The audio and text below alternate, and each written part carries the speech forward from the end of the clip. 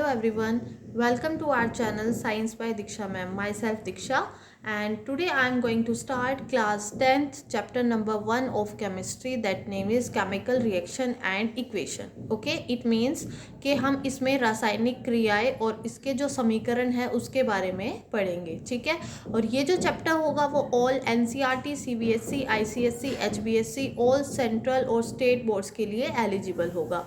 And one important thing, आपको जो है वो कंप्लीट साइंस इस चैनल पे करवाई जाएगी और आपको प्रॉपर नोट्स भी बनवाए जाएंगे एवरी चैप्टर के. ओके, सो वीडियो स्टार्ट करने से पहले अभी तक अगर आपने हमारे चैनल को सब्सक्राइब नहीं किया है सो फटाफट से सब्सक्राइब कर ले और बेल आइकन को ज़रूर प्रेस कर ले ताकि फर्दर जो भी वीडियो अपलोड होती है आपको वो उसका नोटिफिकेशन मिलता रहे. ओके, और आप कमेंट बॉक्स में कमेंट करके भी बता सकते हो कि आपको वीडियो कैसी लगी. Okay, so let's start our chapter number 1. So start from the chemical reaction or equation. Okay, so first of all what do you mean by chemical reaction? Okay, so हमें क्या पता होना चाहिए chemical reaction होती क्या है. ठीक है, मतलब जो रासायनिक क्रियाएं होती है वो क्या होती है, क्या उसकी प्रॉपर डेफिनेशन होती है. ठीक है, सो ये प्रोसेस होती है. सो हम क्या लिखेंगे, it is a process in which one or more substances formed new substance. Okay, new substance. क्या मतलब है इस चीज़ का, देखिए ये एक ऐसी प्रोसेस होती है जिसमें एक या एक से ज़्यादा सब्सटेंसेस जो है वो फॉर्म करते हैं न्यू सब्सटेंस को. राइट, जैसे कि मान लीजिए मेरे पास ए और बी. ठीक है, ए और बी दो सब्सटेंसेस है, तो क्या करेंगे, ये जो है वो रिएक्ट करेंगे. ठीक है, आपस में वो क्या करेंगे, क्रिया करेंगे और वो क्या फॉर्म करेंगे, एक प्रोडक्ट फॉर्म करेंगे. मान लीजिए उसने सी को फॉर्म किया. ठीक है, सो हमारे पास जो लेफ्ट साइड में होगा वो क्या होगा, लेफ्ट साइड में हम इसको बोलते हैं रिएक्टेंट्स. ठीक है, हम इसको क्या बोलते हैं, reactant, and this is the product. Okay, so जब एक या एक से ज़्यादा सब्सटेंस आपस में रिएक्ट करते हैं तो एक नया सब्सटेंस फॉर्म होता है, और नया सब्सटेंस क्या है, सी है हमारे पास. ठीक है, and it can not be reverse by physical method. Okay, it can not be reversed by physical method. मतलब क्या है कि हम इसको उल्टा नहीं कर सकते, मतलब इस प्रोसेस को हम रिवर्स नहीं कर सकते. मान लो हमारे पास सी एक सब्सटेंस बन गया, क्या हम दोबारा से इसको ए और बी में कन्वर्ट कर सकते हैं, नहीं कर सकते.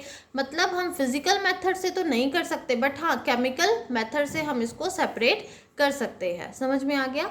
सो नेक्स्ट जो है आपका है केमिकल रिएक्शंस क्या क्या इन्वॉल्व करती है. ओके, सो केमिकल रिएक्शंस इन्वॉल्व, मतलब जो केमिकल रिएक्शन होती है उससे क्या क्या हो सकता है, मतलब सब्सटेंसेस में क्या क्या चेंजेस आ सकते हैं. So first state is change in state. ठीक है, मतलब उसकी स्टेट चेंज हो सकती है. इट मीन्स कि वो सॉलिड से लिक्विड में, लिक्विड टू गैस में, यानी कि वो किस स्टेट में चेंज हो रही है. ओके, सो केमिकल रिएक्शन डिपेंड करती है change in state. So second जो होगा वो होगा चेंज इन कलर. ठीक है, चेंज इन कलर. मान लीजिए आपने कोई भी एक ऐसा यूनिवर्सल इंडिकेटर जो है, मान लीजिए आपने कोई कलर जो है आप यूज़ कर रहे हो. ठीक है, वाटर है, वाटर के अंदर आपने मान लीजिए आयोडीन की ड्रॉप्स जो है वो ऐड की, तो वहाँ पे उसका कलर चेंज हो जाएगा. दैट मीन्स वो ब्लू कलर में चेंज हो जाएगा. ठीक है, तो वो वहाँ पे क्या हो रहा है, जो केमिकल रिएक्शन आप करवा रहे हो वहाँ पे क्या है, कलर चेंज हो रहा है. राइट, सो थर्ड जो होगी वो क्या होगा, चेंज इन टेम्परेचर. जब भी केमिकल रिएक्शन होगी तो वहाँ पे क्या भी चेंज होगा, टेम्परेचर भी चेंज होगा. ठीक है, मान लीजिए आपने रिएक्शन करवाई थी 50 डिग्री सेल्सियस पे, बट वो जब प्रोडक्ट आपके पास आया, जब सी आया तो उसका टेम्परेचर जब आपने मेज़र किया तो मान लीजिए वो आया 60 डिग्री सेल्सियस, तो वहाँ पे क्या हुआ, टेम्परेचर में चेंज हो गया. राइट, सो फोर्थ जो होगा, fourth condition will be evolution of gas, evolution of gases, ठीक है। दैट मीन्स अगर मान लीजिए आप रिएक्ट करवा रहे हो तो वहाँ पे गैसेस का लिबरेट यानी कि गैसेस लिबरेशन भी हो सकता है, गैसेस इवोल्यूशन भी हो सकता है। मान लीजिए आपने रिएक्शन करवा दी, ठीक है, और वहाँ पे मान लीजिए आपके पास हाइड्रोजन गैस लिबरेट हो रही है, सो दैट मीन्स वहाँ पे क्या होता है, गैसेस का इवोल्यूशन होता है, गैसेस रिलीज होती है। ओके, सो नेक्स्ट टॉपिक जो है वो होगा केमिकल रिएक्शन जो है वो हमारी डेली लाइफ से किस तरीके से जो है वो हमें डेली लाइफ में कैसे हमें पता चलता है कि केमिकल रिएक्शन हो रही है, ठीक है। सो हेडिंग बनाएंगे chemical reaction, chemical reaction happen in our daily life. Okay, कि डेली लाइफ में केमिकल रिएक्शन कैसे होती है, ठीक है। सो देखिए, अब आप सोच रहे होंगे कि केमिकल रिएक्शन हमारी डेली लाइफ से अगर हम मेजर करें तो कहाँ पे होती है। सो फर्स्ट जो होती है वो आपकी बॉडी में ही स्टार्ट होती है, that is the digestion of food. Okay, digestion of food. अब आप कहेंगे मैम ये केमिकल इक्वेशन, केमिकल रिएक्शन कैसे होगी। आपने एक प्रोसेस पढ़ी थी कि C6H12O6, ठीक है, ये किया था आपने, और इसकी रिएक्शन आपने किस के साथ आपने करवाई थी, वो करवाई थी आपने ऑक्सीजन के साथ। Okay, and that is the glucose. Okay, ये क्या था, फूड की फॉर्म में क्या था, ग्लूकोज था, ठीक है। जब आपने इसकी ऑक्सीजन के साथ रिएक्शन करवाई देन आपके पास क्या मिला, आपके पास कार्बन डाइऑक्साइड और वाटर, ठीक है, ये ब्रेक डाउन हो गया और प्लस एनर्जी जो है वो रिलीज हुई, ठीक है। तो यहाँ पे क्या हो रहा है, केमिकल रिएक्शन टेक्स प्लेस कर रही है, राइट। जैसे कि आपने मान लो C6H12O6 और ऑक्सीजन के साथ जब फूड का ब्रेक डाउन हुआ तो it forms carbon dioxide, water and energy. So यहाँ पे क्या हो रहा है, केमिकल रिएक्शन हो रही है, ठीक है। तो ये था आपका डाइजेशन ऑफ फूड जिसमें केमिकल रिएक्शन होती है और वो हमारी बॉडी में होती है, जो कि हमारी डेली लाइफ में हैपन होती है। ओके, सो सेकेंड हम करेंगे वो करेंगे रेस्पिरेशन। अब रेस्पिरेशन में कैसे होता है, रेस्पिरेशन में भी आप क्या करते हो, ऑक्सीजन, ठीक है, ऑक्सीजन को क्या करते हो, इनहेल करते हो, और कार्बन डाइऑक्साइड को क्या करते हो, एक्सेल करते हो। क्या ये रेस्पिरेशन है, नो, ये ब्रीथिंग प्रोसेस होती है। ओके, रेस्पिरेशन में क्या होता है कि जो हम फूड, ठीक है, फूड इनटेक करते हैं वो ऑक्सीजन की हेल्प से ब्रेक डाउन होता है complex substance to simple substance में। ओके, सो इसके अंदर भी कौन सी रिएक्शन होती है, chemical reaction, right. So third जो है वो करेंगे हम रस्टिंग ऑफ आयरन, ठीक है, रस्टिंग ऑफ आयरन। ये आपको बाद में पता चलेगा कि आयरन, हम सबसे पहले जो है सारे chemical symbol, chemical formula learn करेंगे, उसके बाद आपको रिएक्शन करवाई जाएगी, right. So rusting of iron का मतलब क्या होता है कि आयरन पे जंग लगना, ठीक है, रस्ट लग जाना। रस्टिंग का मतलब क्या होता है, जंग लगना, ठीक है। तो आयरन पे, यानी कि हमें पता है आयरन के ऑब्जेक्ट्स पे क्या लगता है, रस्ट लगता है ना, वही कोरोडेड हो जाती है। कोरोडेड का मतलब भी क्या है, जंग लगना, ठीक है। तो वहाँ पे भी क्या होती है, केमिकल रिएक्शन टेक्स प्लेस होती है, ठीक है, ये हम बाद में करेंगे। नेक्स्ट जो होगा वो आपका एग्जाम्पल होगा formation of curd, formation of curd.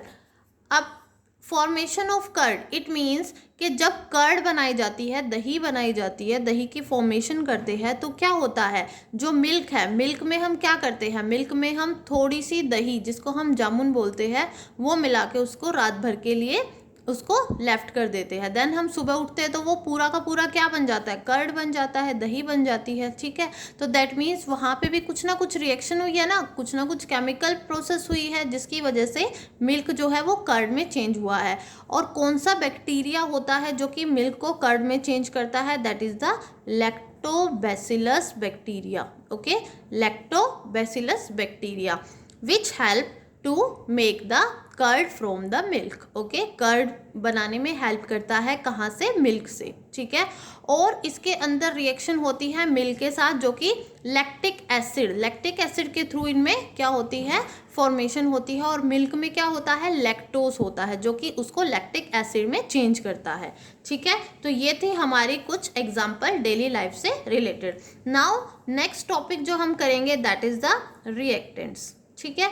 अभी मैं बताया था रिएक्टेंट्स क्या होते हैं, ठीक है। तो रिएक्टेंट्स क्या होते हैं, who who take part in chemical reaction. Okay, who take part in chemical reaction, यानी कि जो पार्टिसिपेट करते हैं, जो पार्ट लेते हैं केमिकल रिएक्शन में, और यू कैन से जो कि लेफ्ट साइड में हो, ठीक है, और लेफ्ट साइड में जो भी होंगे दीज आर द रिएक्टेंट्स. अब हमने एक प्रोसेस की थी A plus B, that convert into C, है ना, यानी कि A और B को हमने मिक्स किया, यानी कि ये रिएक्टेंट थे, क्योंकि इन्होंने क्या किया, फर्स्ट इन्होंने टेक पार्ट, है ना, यानी कि केमिकल रिएक्शन में पार्ट लिया, देन उसके बाद फॉर्मेशन हुई C की. So these are the reactants. Okay, और ये कहाँ है, लेफ्ट साइड में है ना, तो ये क्या है, लेफ्ट साइड में, तो that means these are the reactant and this is the product. ठीक है, ये क्या होगा, प्रोडक्ट होगा. ठीक है, अब प्रोडक्ट क्या होते हैं. सो प्रोडक्ट की डेफिनेशन लिखते हैं, products the substances which are formed in a chemical reaction,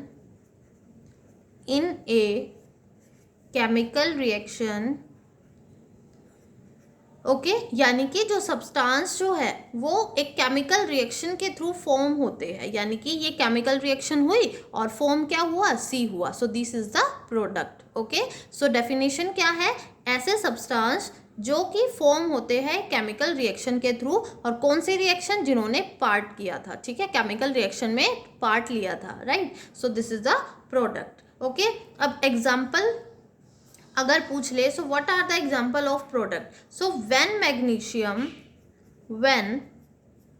magnesium ribbon burnt in the air, it gives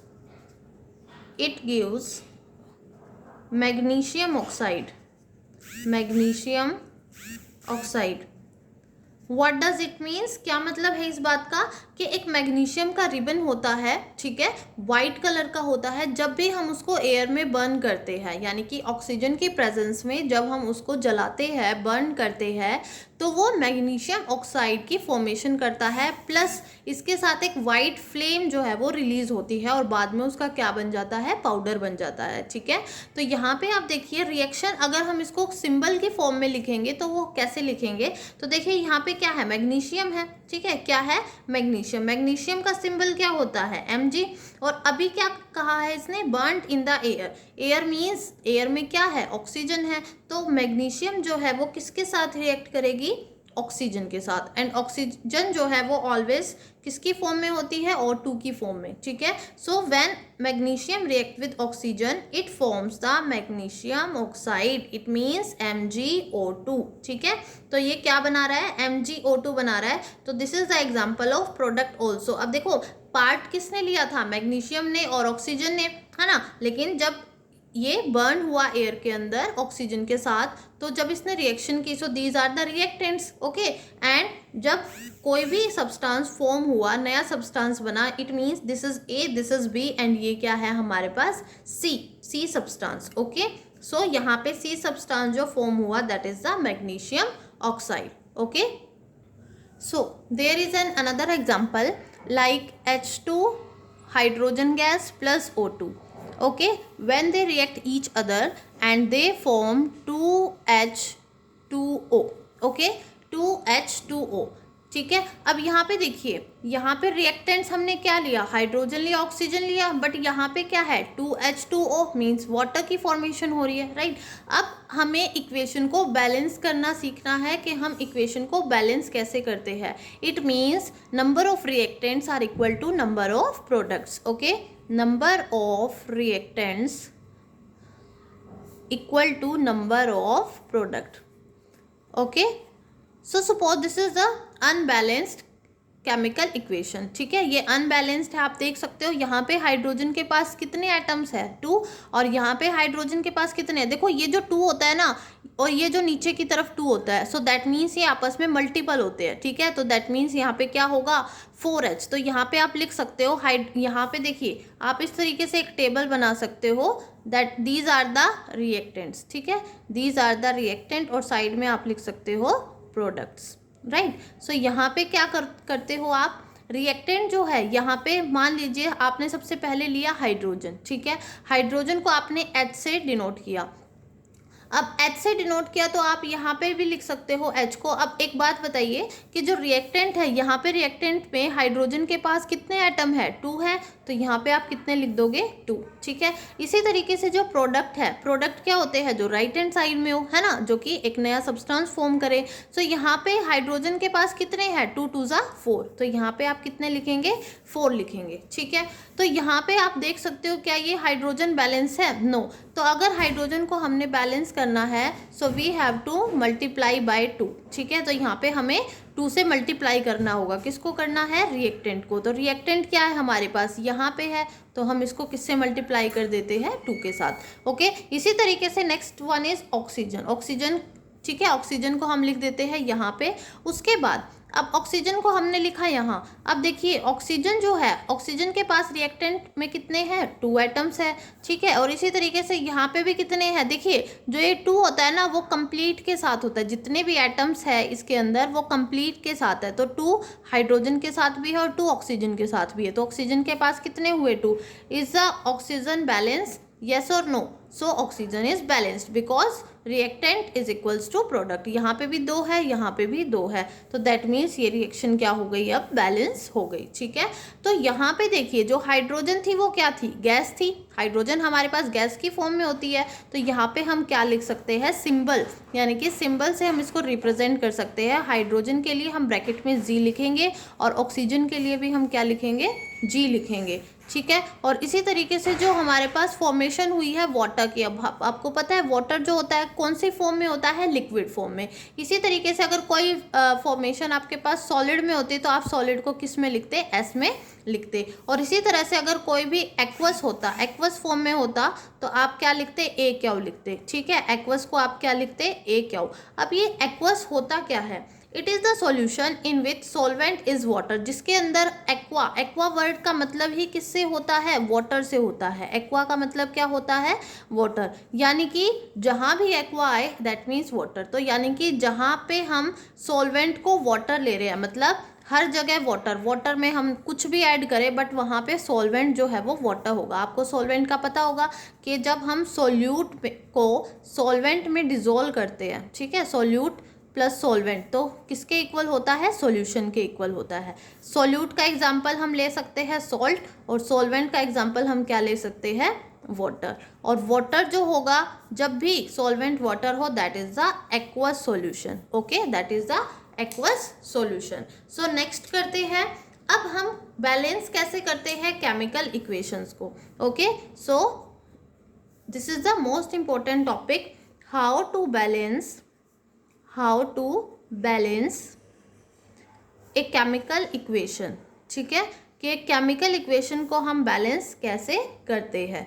तो देखिए जब भी हम किसी भी इक्वेशन को बैलेंस करते हैं, तो मैंने आपको बहुत ही इजी एग्जांपल समझाया है, बिल्कुल सेम हम ऐसे ही चलेंगे। सो फर्स्ट जो है हम एग्जांपल ले रहे हैं, suppose Fe stands for iron, ठीक है। तो ये आपको केमिकल सिंबल है, आपकी जो पीरियोडिक टेबल है, ठीक है, आप उसमें से लर्न कर सकते हो सभी सिंबल्स।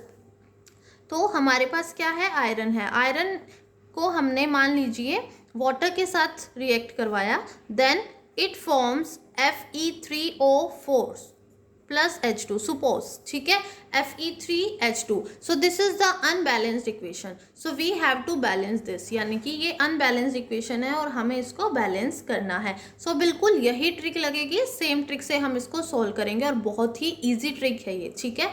तो सबसे पहले हमें यहाँ पे एक कॉलम बनाना है, दैट इज एलिमेंट। नेक्स्ट जो है हमें किसका, रिएक्टेंट का, ठीक है। नेक्स्ट जो कॉलम बनाना है वो बनाना है हमें रिएक्टेंट का, और नेक्स्ट जो बनाना है वो बनाना है हमें प्रोडक्ट का, ठीक है। एक बार अगर आपको समझ में आ गया तो आप इसको लाइफ टाइम नहीं भूलोगे, ठीक है। तो यहाँ देखिए, उसके बाद हमने एक बॉक्स बनाया, ठीक है, लाइंस ड्रॉ की इस तरीके से। उसके बाद हमने क्या किया, हमने 1 बाय 1 एक एक एलिमेंट को लिया। सो फर्स्ट एलिमेंट क्या है हमारे पास, Fe। तो यहाँ पे हमने क्या लिखा, Fe आयरन, ठीक है, Fe stands for iron. So iron यहाँ पे देखिए आयरन के पास कितने हैं, आयरन के पास यहाँ पे 1 है, ठीक है। और राइट हैंड साइड की बात करें तो आयरन के पास यहाँ पे कितने हैं, 3 है। तो हम लिखते हैं रिएक्टेंट साइड में आयरन के पास कितने हैं, 1 है, और प्रोडक्ट साइड में कितने हैं, 3 है, ठीक है। उसके बाद क्या ये इक्वेशन बैलेंस है, आप देख सकते हो यहाँ पे 1 है, यहाँ पे 3 है। तो इसको बैलेंस करने के लिए हमें क्या करना पड़ेगा, रिएक्टेंट साइड में हमें 3 लेके आना है। तो 3 कैसे आ सकता है, जब हम इसको 3 से मल्टीप्लाई करेंगे, है ना, तभी तो 3 आएगा ना। तो यहाँ पे आप सर्कल कर लीजिए कि आप कौन सी टर्म आपने इसमें ऐड ऑन की है, ठीक है। तो यहाँ पे आपने 3 इसके अंदर क्या किया है, 3 को आप लेके आए हो, तो 3 यहाँ पे है, तो हम यहाँ पे भी क्या लिख देंगे, 3 लिख देंगे। क्यों, क्योंकि आपने रिएक्टेंट साइड में 3 से मल्टीप्लाई की है, तो यहाँ इक्वेशन में भी क्या होगा, 3 से मल्टीप्लाई होगा रिएक्टेंट साइड में, ठीक है। उसके बाद अब हमारे पास आयरन तो हो गया, नेक्स्ट एलिमेंट देखते हैं, नेक्स्ट क्या है हमारे पास, हाइड्रोजन। सो नेक्स्ट जो होगा दैट इज द हाइड्रोजन, ठीक है। अब हाइड्रोजन को हमने लिख लिया, हाइड्रोजन के पास रिएक्टेंट साइड में कितने हैं, देखो यहाँ पे हाइड्रोजन नहीं है, यहाँ पे ही है हाइड्रोजन। सो हाइड्रोजन के पास यहाँ पे कितने एटम है, 2।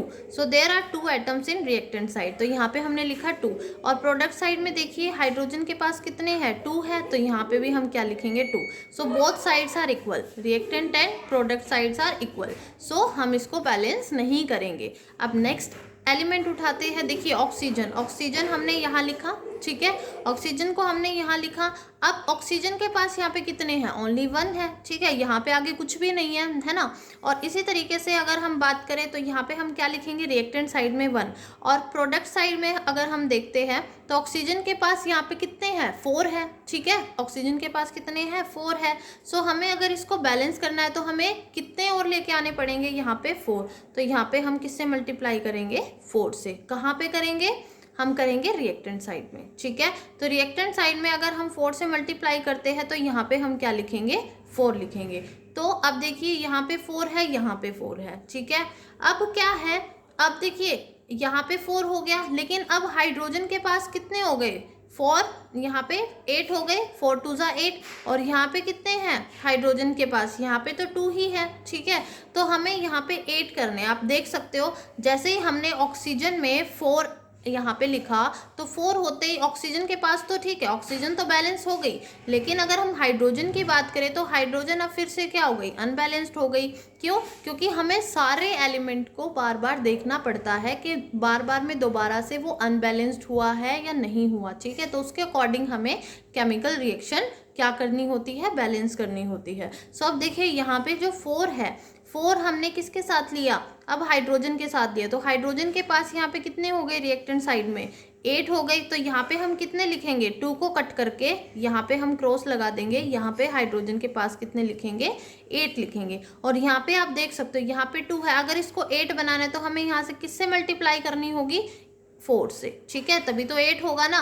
तो यानी कि जब ये प्रोडक्ट और रिएक्टेंट इक्वल होंगे, यानी कि 8 8 हो गए, तो यहाँ पे आप किससे मल्टीप्लाई किया आपने, 4 के साथ, तो 4 आप यहाँ पे लिखोगे। तो अब देखिए क्या ये इक्वेशन बैलेंस है, देखो यहाँ भी 3 3, यहाँ भी 8 8, और यहाँ भी 4 4, ठीक है, यहाँ पे कितना हो गया था, 4 4, ठीक है। सो दैट मीन्स ये इक्वेशन जो है वो बैलेंस्ड है। एक बार यहाँ पे करने के बाद उसको आपको दोबारा चेकआउट भी करना है। तो यहाँ देखिए आयरन के पास 3, ठीक है, और यहाँ पे आयरन के पास 3, आयरन बैलेंस है। इसके बाद हाइड्रोजन के पास 8, यहाँ पे कितने हैं, हाइड्रोजन के पास 8, हाइड्रोजन भी बैलेंस्ड है। यहाँ पे अब ऑक्सीजन को देखिए, ऑक्सीजन के पास कितने हैं, 4, और यहाँ पे ऑक्सीजन के पास कितने हैं, 4, तो ऑक्सीजन विल बी बैलेंस। तो इस तरीके से हम जो है वो इक्वेशन को बैलेंस करते हैं, केमिकल रिएक्शंस बनाते हैं। समझ में आ गया। अब हमें नीड क्यों होती है, then the question arises why do we need to balance a chemical equation, कि हम केमिकल इक्वेशन को बैलेंस तो करते हैं बट क्यों करते हैं। सो इसके पीछे एक लॉजिक है, that is the law of conservation of mass, law of conservation of मास, ठीक है। क्या मतलब है इस चीज का, कि मास can neither be created nor be destroyed, ठीक है। ये तो आप पढ़ते आ रहे हो, 9th क्लास में भी था ये, ठीक है, एटम वाले चैप्टर में, मास can neither be created nor be destroyed, ठीक है। यानी कि मास जो होता है ना तो उसको हम बना सकते हैं ना ही उसको ख़त्म कर सकते हैं, ठीक है। ना तो हम उसको क्रिएट कर सकते हैं ना ही हम डिस्ट्रॉय कर सकते हैं, क्योंकि इसीलिए क्या है, हम ये कंजर्व क्वांटिटी होती है। मास कैसी क्वांटिटी होती है, कंजर्व क्वांटिटी होती है। And what is the SI unit of mass, that is kilogram, ठीक है। और इसके साथ साथ क्या है, किसी भी केमिकल रिएक्शन में, कोई भी केमिकल रिएक्शन है, ना तो हम उसके अंदर मास को क्रिएट कर सकते हैं ना ही हम उसको डिस्ट्रॉय कर सकते हैं। But so number of element involve in a chemical reaction should remain same at reactant and product side. इसीलिए हमें जितने भी एलिमेंट है, यानी कि यहाँ पे जितने भी एलिमेंट है रिएक्टेंट साइड में, वो हमेशा प्रोडक्ट साइड के इक्वल होते हैं। क्यों होते हैं? Because of the law of conservation of mass theory, ठीक है। क्योंकि लॉ ऑफ कंजर्वेशन ऑफ मास क्या कहता है, हम मास को ना तो क्रिएट कर सकते हैं ना ही डिस्ट्रॉय कर सकते हैं, ठीक है। तो इसलिए हमें इसको कंजर्व रखना पड़ता है। तो आप यहाँ पे क्या लिखेंगे, number of elements involved in a chemical reaction should remain same at reactant and product side. मतलब रिएक्टेंट और प्रोडक्ट साइड में दोनों साइड नंबर ऑफ एलिमेंट क्या होने चाहिए, सेम होने चाहिए, because of the law of conservation of mass. Okay, so आज की वीडियो में हम इतना ही करेंगे। आपका जो सेकंड पार्ट है वो आपका कल या परसों तक आ जाएगा। ओके, अगर आपको वीडियो अच्छी लगी है तो आप प्लीज़ लाइक, सब्सक्राइब और शेयर करना ना भूलें, ठीक है। तब तक के लिए थैंक यू सो मच।